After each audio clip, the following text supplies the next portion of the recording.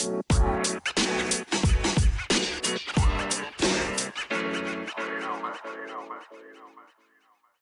listeners. Welcome back to Motiv8, the motivation and inspiration podcast.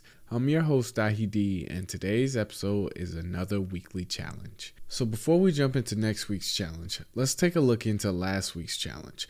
Last week's challenge was to read a book in 7 days.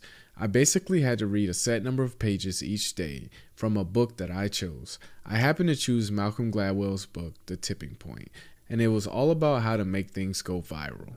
Or at least what are the mechanisms that make things go viral. This was a great book for me. I learned a lot, and there were a lot of great anecdotes in the book that really backed up Malcolm's claims. I would also encourage many of you to actually read it because it is an interesting read because it has many scientific studies and things that make you go, I didn't even know that was true. But one of the things that I learned while reading the book is that even though I read regularly, it is definitely more difficult to read a book in 7 days. I thought that because I could sit down and read for 15 minutes that this challenge would be a breeze. Boy, was I wrong. I wasn't used to sitting down for more than 30 minutes at one time to just read. I basically had to focus and make sure that I was paying attention to what I was reading.